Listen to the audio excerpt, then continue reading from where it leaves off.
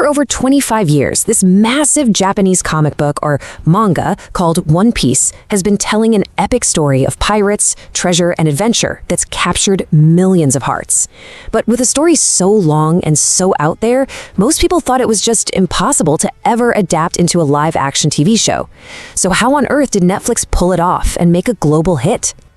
Okay, let's really unpack this, because you kind of have to understand the scale of this challenge to get why this is such a big deal. So first, let's get our terms straight. A manga is just a Japanese comic book, and One Piece, it's one of the longest ones ever written with well over 1,000 chapters published since 1997. Then you've got the anime, which is the animated TV show version of that comic. And guess what? It also has over 1,000 episodes.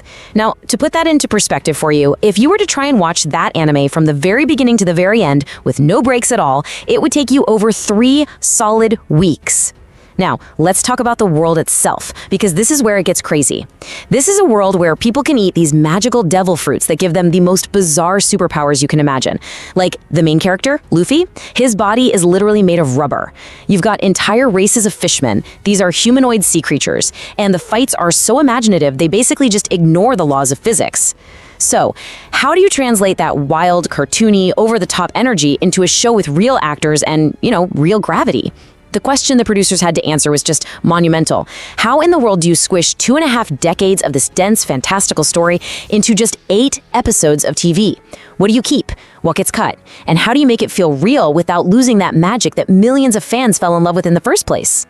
The answer, the one single thing that sets this adaptation apart from a long, sad history of total failures. It all comes down to one person, and that person is the original creator, the guy who wrote and drew the manga, Eiichiro Oda. You see, in the world of Hollywood adaptations, the original creator usually gets pushed to the side. Their opinion is ignored because some new director has a new vision. And this is exactly why so many adaptations end up being hated by the fans of the original work, because it feels like the very soul of the story got ripped out. But with One Piece, Netflix did something completely different. They didn't just call Oda for a courtesy blessing. They made him a central pillar of the entire production. His deep hands-on involvement wasn't just, helpful. It was the entire foundation that the show's success was built on. He was the guardian of the story's heart. So, let's dive into what that deep involvement actually looked like. Oda wasn't just some distant consultant who cashed a check and gave a thumbs up from Japan. No, he was what you might call the project's North Star. In other words, he was the fixed point that the entire cast and crew could look to for guidance. Anytime the showrunners had a tough decision to make about what to change or what to keep, they could just turn to him. He was the compass that made sure this live-action ship, even though it was sailing in totally new and unpredictable waters, never ever went off the original course that he set all those years ago. In this next part, we're going to break down the exact ways his power and influence really shaped the show, from the script all the way to who they cast. This slide right here really gets to the heart of Oda's power on this whole thing. See, in Hollywood, the title executive producer can mean a lot of different things. Sometimes it's just a fancy honorary title that doesn't mean much. But for Oda, it meant he had real, actual power. He had the final say on everything. Let me rephrase that just to be perfectly clear. If Eiichiro Oda didn't like a line of dialogue, a costume, or even an actor they chose, it was changed. Period. Nothing made it onto your screen without his explicit green light. The production team has even said that he was particularly strict about the character flashbacks. Now, a flashback is just a scene that goes back in time to show a character's past. In One Piece, these are everything. They're the emotional foundation of the whole story. They explain why each character is the way they are, why Zoro is so driven, or why Nami distrusts pirates so much. Oda knew that if you mess up these emotional moments, the entire show crumbles. For example, the showrunners have said some scenes had to be reshot, not because the acting was bad or anything, but simply because Oda felt they just hadn't perfectly captured the emotional spirit of his original manga. It's that level of detailed attention to the story's emotional truth that made all the difference. All right, let's move on to our next key point, because Oda's involvement created this really fascinating creative opportunity. Since he knows how his gigantic story is eventually going to end, something fans have been guessing about for years, the show's creators could actually restructure the early parts of the story with the benefit of knowing what's coming. Think about it like this. When you're writing a story for the first time, you might introduce a small idea or a minor character that years later becomes hugely important. Well, when you adapt that story decades later, you have this amazing advantage of knowing which of those small details matter the most. It's like being able to go back and edit chapter 1 of your book after you've already finished the final chapter. This unique position allowed the showrunners to basically remix the original storyline. They could strategically plant little seeds, introduce critical characters way earlier, and weave these plot threads together in a way that makes the whole story feel more intentional and connected from the very beginning. The result is something that feels less like a simple copy and more like a definitive edition of the early story. This timeline on the slide is a perfect illustration of what this story remix looks like. Let's take that first example, Vice Admiral Garp. In the original manga, this super powerful Marine officer doesn't even show up until the 92nd chapter. Now, the whole first season of the Netflix show only covers about the first 95 chapters, so originally he was a last-minute reveal in this part of the story. But in the live-action show, he's a huge character from the very first episode, actively hunting our main characters. This one change immediately creates a clear and present danger. It gives the heroes a powerful villain to run from right from the get-go. Or let's look at another one, Baroque Works. This is a shadowy, secret organization of assassins that becomes a massive threat way later in the story.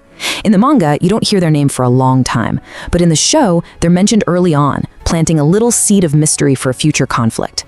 It's kind of like watching a movie where you spot the main villain's logo in the background of the first scene, even though you don't meet them until the end. It makes the world feel bigger and scarier. And finally, there's the fisherman pirate Arlong, the main villain of Season 1. In the manga, he kind of just pops up as a local threat when the crew gets to his island. But the show cleverly mentions him by name much earlier, building him up as this terrifying figure long before we ever see his face. This is a classic technique called foreshadowing, and it creates so much more anticipation and raises the stakes for when they finally face off.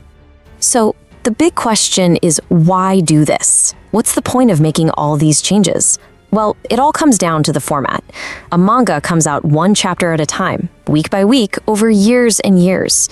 Readers have tons of time to soak in the world and can be surprised by new threats that show up a year or two into the story. But a Netflix show is designed for binge watching. People watch all 8 episodes in a weekend. For a brand new newer who doesn't have 25 years of context, introducing these major villains and organizations early on creates a much more satisfying and connected story. In other words, it makes the world feel intentional right from the start. The bad guys don't just randomly appear on each new island. Instead, you feel like they're all part of this larger, interconnected, and very dangerous world that our heroes are sailing into. This instantly raises the stakes. From episode 1, you get the sense that the Straw Hat Pirates aren't just having random adventures. They're on a collision course with powerful forces that are already in motion. Okay, so a perfectly structured plot doesn't mean a thing if you don't care about the characters. And this brings us to the next huge challenge, adapting the characters themselves. In manga and anime, personalities are often shown in really exaggerated ways. Like if a character is surprised, their eyes might literally bulge out of their head. Or if they're angry, you might see flames erupt behind them.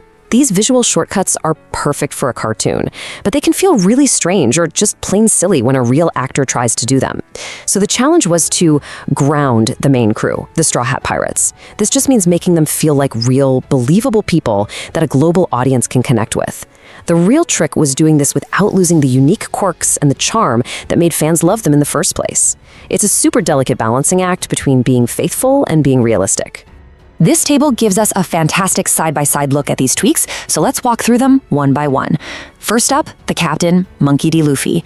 In the manga and anime, he's often driven by pure instinct and his love for food and adventure. He's incredibly goofy and often just acts without thinking. The live-action version keeps his optimism, but makes him more proactive and a bit more rational. He's still got that childlike wonder, but you can see there's a real intelligence behind his decisions, which makes him feel more like a leader you'd see in a Western drama. Next, the swordsman, Roronoa Zoro.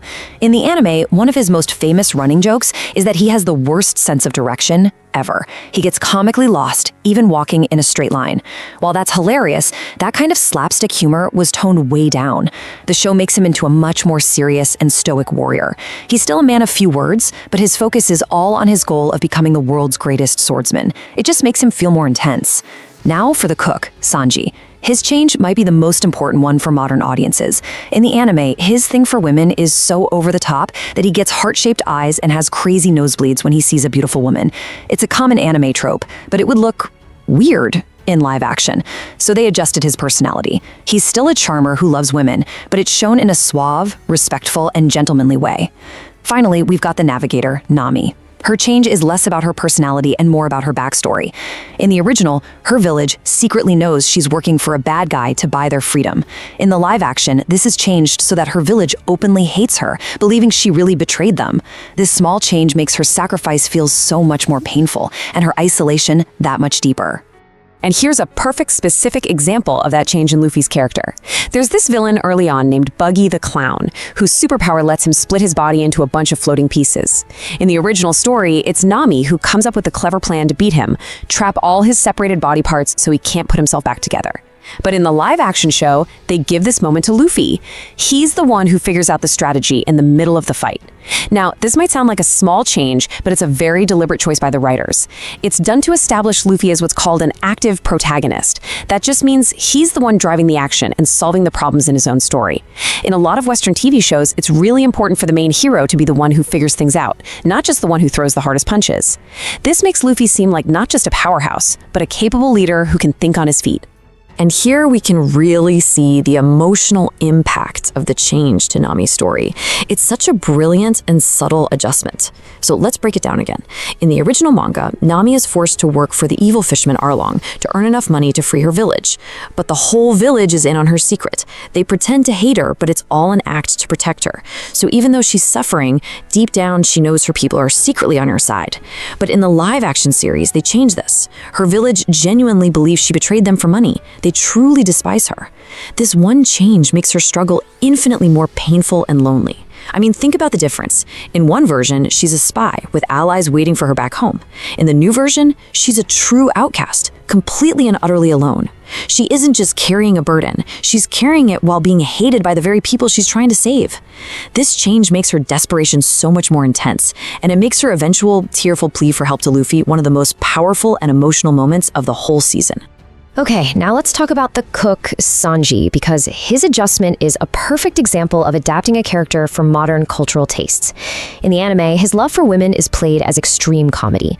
Like we said, when he sees an attractive woman, his eyes literally turn into hearts, and he sometimes has these comically huge nosebleeds, which is a common gag in anime to show he's excited. Now, while everyone understands that this is a harmless joke in a cartoon from the 90s, the producers rightly figured that this exact behavior, when performed by a real actor in 2023, might not land the same way. In today's world, that level of obsessive behavior, even if it's meant to be funny, could easily come across as uncomfortable or, like the quote says, cringy. So, they evolved the character. They kept his core trait. He's a ladies' man, but they changed how he does it. His approach is now all about suave charm, deep respect, and genuine kindness. He's still a flirt, but in a way that's much more appealing and fits the more grounded, dramatic tone of the show. These changes to the characters lead us right into our next big point, the overall tone of the series. The original One Piece manga and anime are famous for their wild, unpredictable shifts in tone. For example, you could have a scene where a character is giving this heartbreaking speech about their tragic past, and in the very next panel, Luffy is comically stretching his face into a weird shape. The story just bounces from life or death drama to outright silly comedy in the blink of an eye. While that's part of the original's charm, it can be pretty jarring for a new viewer in a live-action show. For a binge-watch Netflix series where the goal is to keep you emotionally hooked and clicking next episode, the creators went with a more consistent tone.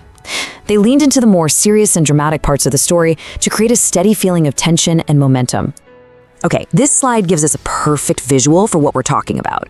On the left, you've got the anime. It's bright, the colors are super vibrant, and it's loaded with slapstick humor. Think of Luffy's wacky, stretchy faces or Sanji's over-the-top reactions. The anime is also paced much slower. Because the animated show sometimes catches up to the weekly comic, it often has to add what's called filler. That's extra scenes or whole episodes that aren't in the original manga just to slow things down. But on the other hand, the live-action series is visually darker. As you can see on the right, a lot of key scenes happen at night, and the overall colors are more muted and realistic.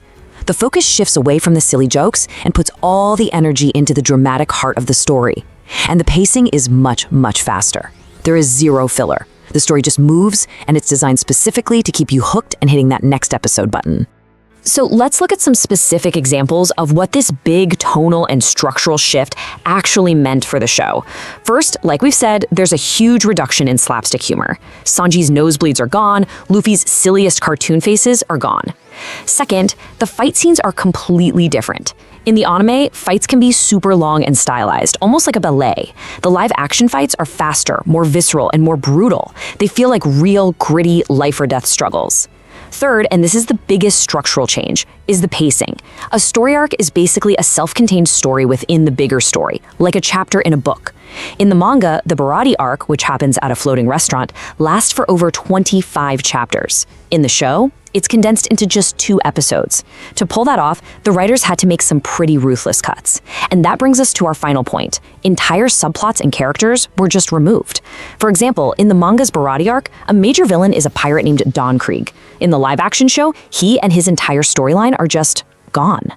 This was all done to streamline the story and keep the focus right on the main characters and their emotional journeys. So, after making all of these massive changes, remixing the plot, tweaking the characters, shifting the entire tone, we have to ask the most important question of all. Is it still One Piece? With so many things changed, it would have been so easy for the show to lose the spirit of the original. But the answer from both critics and fans has been a massive yes. The key to understanding why it works is to change your perspective a little.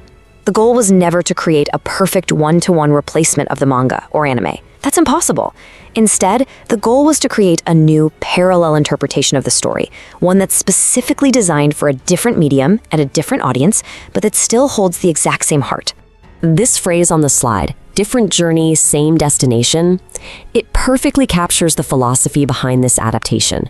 The path the live-action show takes is without a doubt different. It introduces characters earlier, it grounds the tone in realism, it cuts whole storylines that original fans love. But it is always heading toward the same exact destination. And what is that destination? It's the core themes that made One Piece a global phenomenon in the first place. It's the theme of pure adventure, of just sailing into the unknown to see what's over the horizon. It's the theme of friendship, of finding a chosen family that will have your back no matter what. And most importantly, it's the theme of chasing your dreams, no matter how impossible other people think they are. The live-action show never ever loses sight of these core ideas, and that's why, in the end, it still feels like One Piece. So let's officially define this concept of a parallel interpretation, because it is the absolute key to understanding why this worked when so many others have failed. A bad adaptation tries to be a photocopy. It just mindlessly copies every scene and line of dialogue and pastes it into a new format, usually with terrible results. But a successful adaptation, a parallel interpretation, doesn't copy, it translates. You know how a good translator finds the perfect words in a new language to capture the meaning and the feeling of the original? A good adaptation does the same thing. It finds the right cinematic tools to capture the spirit of the source. It intelligently reshapes characters and plots to work with the unique strengths of live-action TV. It's about being faithful to the feeling of the story, not the literal words on the page.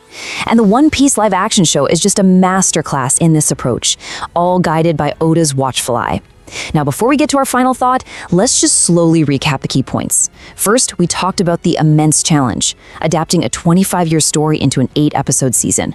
Second, we found the secret to its success, the direct involvement of the creator, Eiichiro Oda. Third, we saw how this let the creators remix the storyline, bringing in villains earlier to make a tighter story. Fourth, we analyzed how the characters were adjusted, making Luffy more strategic and Sanji more of a respectful gentleman. And finally, we discussed the shift to a more serious, dramatic tone, which involved cutting filler and even entire story arcs to fit the modern binge-watch format. All these changes created not a replacement, but a successful parallel journey to the same beloved destination. And so all of this leaves us with one final really interesting question. For decades, the phrase live-action anime adaptation has basically been a joke among fans. It's become synonymous with failure. It's a graveyard of infamous movies like Dragon Ball Evolution and the American Death Note, projects that completely misunderstood and, frankly, disrespected their source material. But now, with its massive success, has the Netflix version of One Piece finally broken that curse? Has it created a new blueprint, a new gold standard for how to do this right? The core lessons seem to be pretty clear. Involve the original creator, respect the spirit, but not necessarily the letter of the source material, and adapt intelligently for the new medium. Maybe this isn't just a great show, but the start of a whole new era for how these incredible, imaginative worlds are brought to life. If you enjoy this video, Click like, share, subscribe and hit the bell to the later update from my channel. Thank you for watching till the end and see you in the next video.